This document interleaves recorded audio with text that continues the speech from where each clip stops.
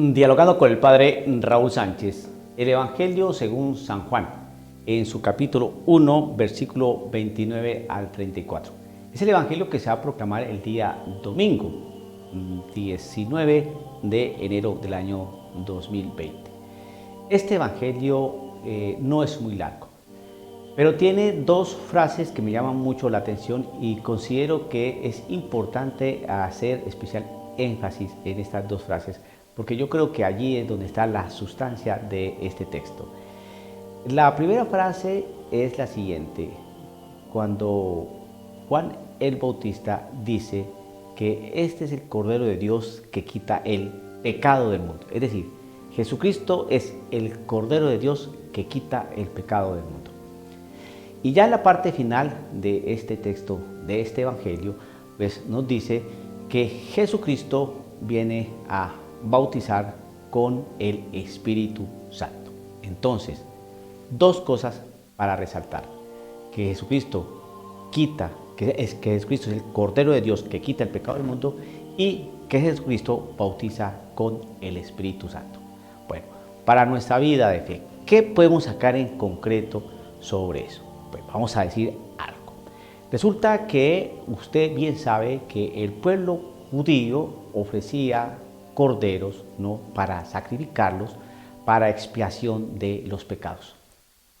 Quemaban los corderos, subía el humo de toda esa carne que se quemaba como incienso al Señor, y los pecados quedaban perdonados, ¿no? Así se perdonaban los pecados, se pedía perdón al Señor ofreciendo un cordero perfecto, un cordero sin mancha, un cordero que estuviera bien, estuviera sano. Se le ofrecía a Dios para expiación de los pecados. Se hace entonces la analogía. Juan el Bautista dice que es el Cordero de Dios que quita el pecado del mundo. Entonces se ofrece Jesús como Cordero, un hombre perfecto, un hombre sin mancha, para el perdón de los pecados. La gran diferencia es que el pueblo judío tenía que, ¿no?, como sacrificios para el perdón de los pecados, en varias oportunidades, varios corderos. Aquí se ofrece una sola y única vez para el perdón de los pecados. Cristo Jesús perdona nuestros pecados. Entonces piense usted lo siguiente: ¿usted tiene pecados? Si usted tiene pecados, entonces Jesucristo quita ese pecado. ¿Y cómo Jesucristo quita ese pecado?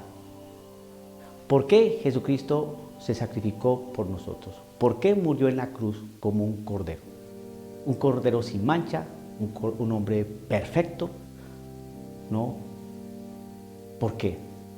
¿Por qué se ofreció?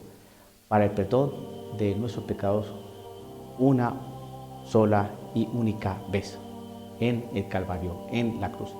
Entonces tenemos esa seguridad y tenemos ese conocimiento de saber que Jesucristo quita el pecado del mundo. Ese pecado que se originó con Adán y Eva y que nosotros sufrimos las consecuencias de ese pecado. Nosotros no cometimos ese pecado, lo cometieron la primera pareja, que nos narra el Génesis. Nosotros recibimos y asumimos las consecuencias de ese pecado.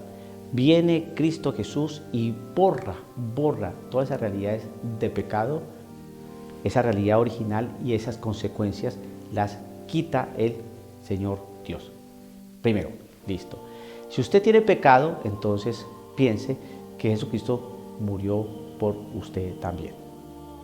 Jesucristo pudo haber muerto de un espadazo, de una pedrada, ¿no?, porque lo degollaron, porque lo ahorcaron, ¿no?, porque le dieron veneno en vino. Pero ¿por qué tuvo que morir de esa manera tan cruenta y en el drama de la cruz?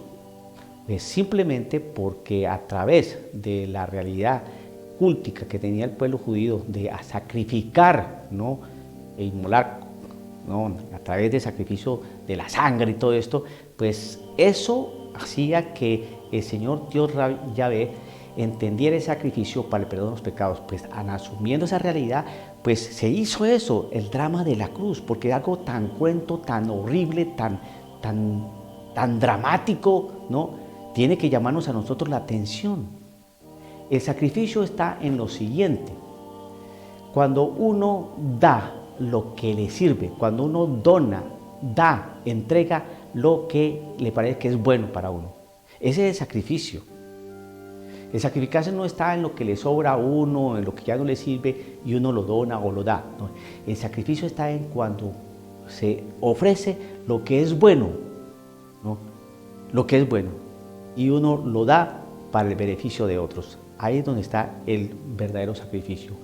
Dios Yahvé, el Padre, dio a su Hijo como sacrificio. El Señor se ofreció como sacrificio, ¿no?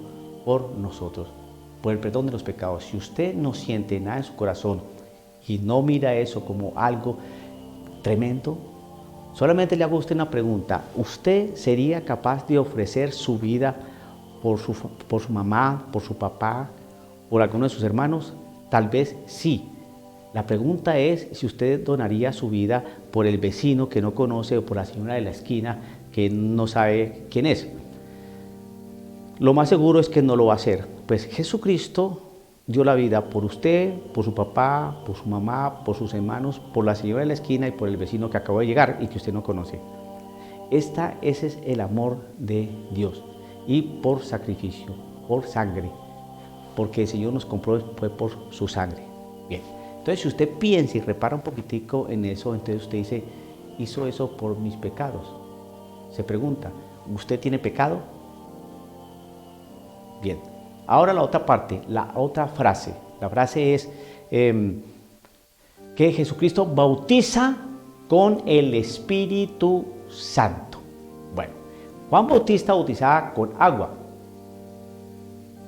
Jesucristo bautiza con Espíritu, ¿no? Con el Espíritu Santo.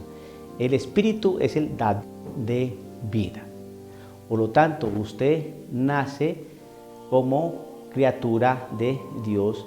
Con el Espíritu Santo usted adquiere una nueva vida, no de criatura, sino de hijo, y se hace hijo, ¿no?, de Dios por el Hijo Jesús. A través de la fe de sus padres, ¿no?, le dan a usted la posibilidad, la oportunidad, y le conducen a usted, ¿no?, a que adquiera una nueva vida. La vida del Espíritu, la vida de la gracia, la vida de saberse hijo de Dios, la vida de saber que tiene una fe, la vida de saber que tiene una familia llamada iglesia, la vida de saberse que tiene una gracia santificante, es decir, un compromiso de fe, ¿no?, que adquirió en el bautismo cuando le dieron la vida espiritual.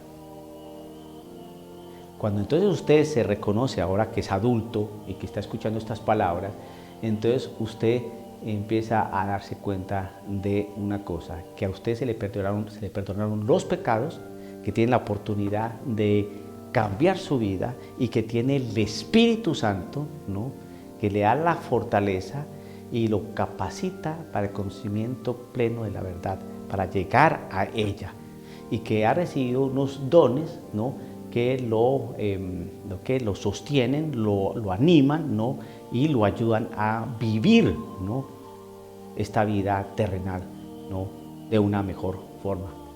No somos animalitos, ¿no?, como perros o como una vaca o como un saltamontes. Somos hijos de Dios, y somos hijos de Dios por la fe y el bautismo. Un bautismo del Espíritu Santo que nos da una nueva vida, no como criaturas de Dios, sino ya como hijos de Dios. Adquirimos esa dignidad de ser hijos de Dios. Los no bautizados son amados de Dios. Los no bautizados son criaturas de Dios. Los no bautizados son seres extraordinarios de Dios. Pero para ser hijos de Dios tenemos que tener fe y ser bautizados. y el Señor bautizó en el Espíritu, que precisamente nos hace ser hijos en el Hijo. Dialogando con el Padre Raúl Sánchez.